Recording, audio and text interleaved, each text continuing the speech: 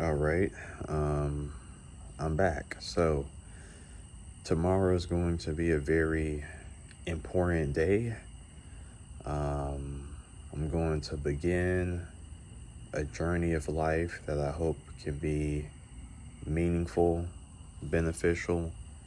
I don't know what it may bring, but I'm just ready to see what happens. But today is going to be a video on SZPD, but it's going to be a positive SZPD video, which um, I don't know if I've ever made a positive SZPD video, but I don't think that I've ever been able to really get a handle on how to adapt to it and how to maneuver in life with people and in the world um, with it.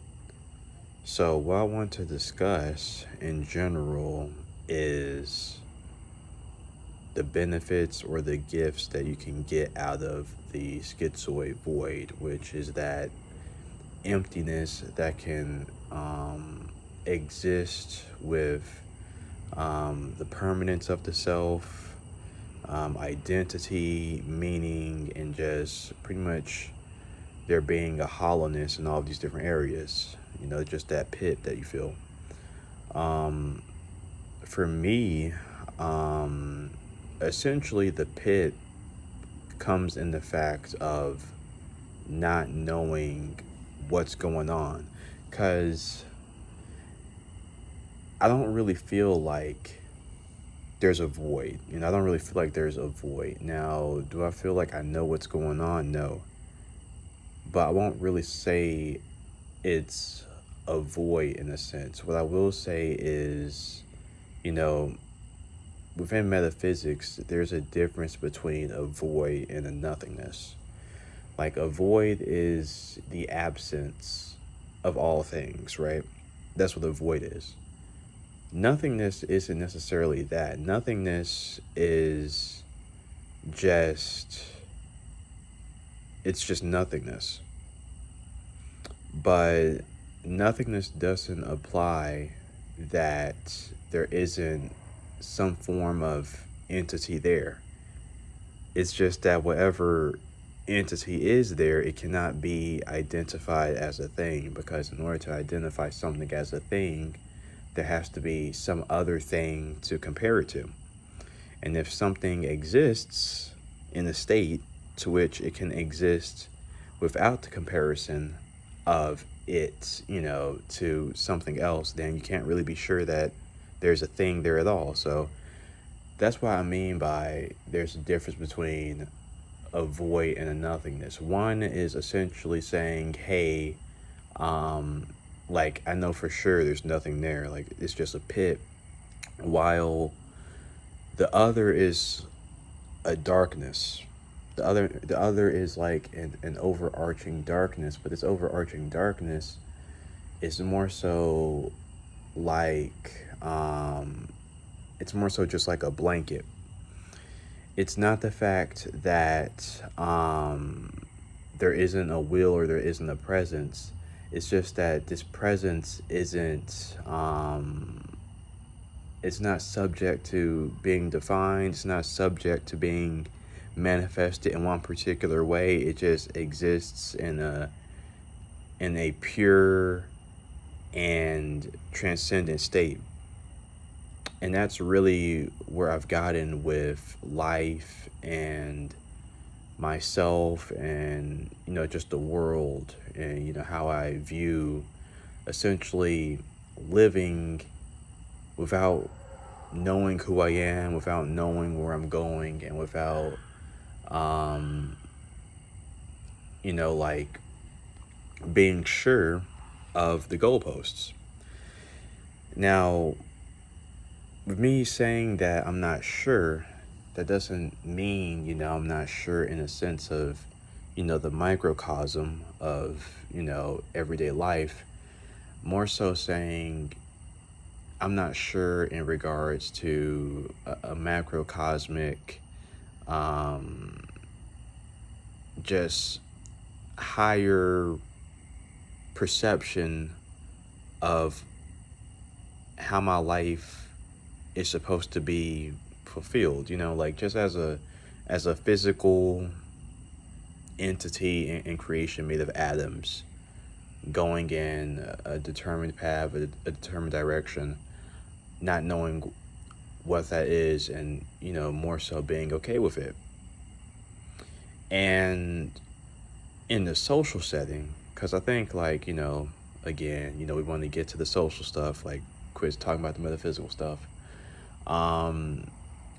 Talking with people becomes a lot more easier when you are a lot less serious about the vessel, when you're a lot less serious about the ego and the mask. Because, with most people want to undergo an ego death, right? That's what a lot of people want to undergo whenever they're talking about spirituality. Or if not an ego death, a lot of people, if they're not on that path, they want to at least feel like their ego and their self is serving some higher deity. A lot of people want to experience their ego being conquered and dominated by some higher faculty or some higher form of existence. But it's a different ball game when you're put in a situation to where you've never truly had an ego. You've never truly had the ability to even want wants. You know what I'm saying? You've never really had the ability to identify and put words to what exactly you want out of people and you want out of life. So the mission statement becomes an entirely different ball game when you're in that situation. So for me, it's if it's not the ego death, because like I've experienced ego death already, and creating an ego is cool and all, but do we really need to create an ego? Do you really need to create something that wants? Or is it more beneficial to, like I was saying earlier, become acquainted with the will behind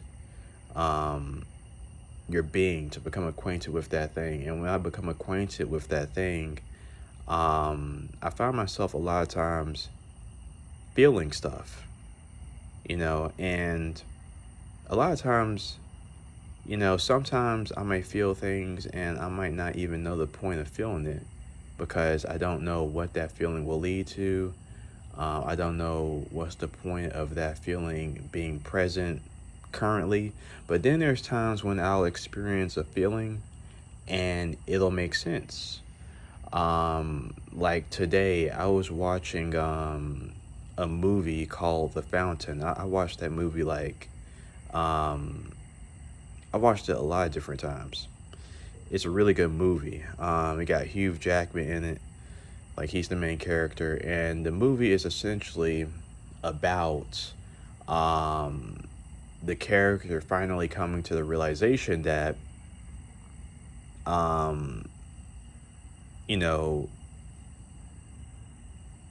he comes to the realization that becoming acquainted with, eternity, becoming acquainted with, experiencing being unified with the one, like that more so oneness, and that more so feeling like, you can't necessarily die.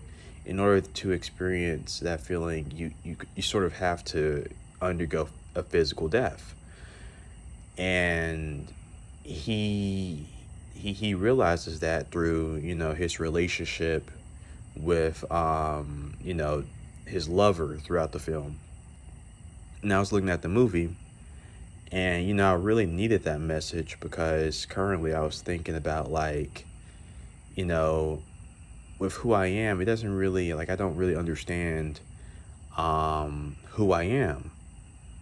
But then I watched that movie and I was like, well, who you are doesn't necessarily, who you are isn't necessarily what's important. What's important is wanting to fulfill what it is you wish to fulfill. And if who you are is in the way of that, then, sometimes it's necessary to destroy or to allow for your identity to die. And that's kind of funny because, one of the main messages throughout that film is that death is the road to awe. That, surrendering to the void, that surrendering to like a darkness, to like an unknowability, is a strength, and is a strength in a sense because it gives you many more possibilities, like that the malleability of the self, and the non like this inability to be rigid that can more so come about with the schizoid self is one of its strengths. And of course you have like the maladaptive daydreaming and all that other sorts of stuff, but I've sort of gotten out of that with, again, one thing is like working on stuff, and it seems superficial, and it seems kind of like, oh yeah, working out, like yada yada yada, like that's like the most common mental health trope. It's like the most common trope that everybody will say, but it's just doing something throughout the day where who I am is pretty much doing something in the day that validates that Jalen does not just exist as the psyche. Jalen also exists as the body. And if one part is neglected, then the entire system will suffer. So you have to maintain both systems. So that's what working out has done for me, and through maintaining both of those halves, I become acquainted with, again, that greater will, which I was talking about. And these mosquitoes are tearing me up, y'all. I'm in the South, so mosquitoes are everywhere. But that higher will, unknowable Jalen, that Jalen is merely a puppet to, I become more so affiliated with that part of myself. And that part of myself is allowed to interact with the real physical world. And that part of myself is what allows for me to have those important feelings, like when I was watching that movie or whatever. And also like with just people in general. I find like with people and stuff, whenever like I don't try, that's when I have meaningful interactions with people, is when I don't try. And usually those meaningful interactions and the meaningful relationships that I have with people is usually with people that I least expect to have a relationship with, that I form meaningful bonds with. So just to end this, video or whatever, because this video doesn't have to be long, that void and that lack of structure can allow for more so a freedom of possibility that can be beneficial when it comes to growth. And that idea and that breadth of possibilities Also questions, it questions it, it gives you very deep questions about self-growth, because you don't ask self-growth questions that gratify the ego. You genuinely ask questions that are built around further strengthening the self with a capital S, using, internal family systems terminology. Like, what am I really supposed to be doing? How can I, like, what really is going to strengthen me to be able to better help myself, be able to better help other people, not just purely what I want or who I think I am or who I think I should be. Like, what what is reality really, and how is reality truly wanting to be shaped, and how can I go about that through least resistance? Because um, the less resistant like a path is, not saying that it won't be difficult, but the more a path makes sense,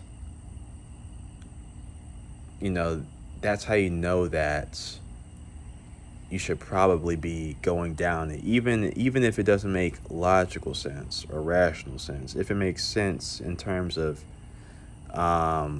congruency and symmetry with, you know, your being, then that's probably what you should be doing. Even, like I said, if it doesn't agree with rationale, and if it doesn't agree with um, the ego, you know.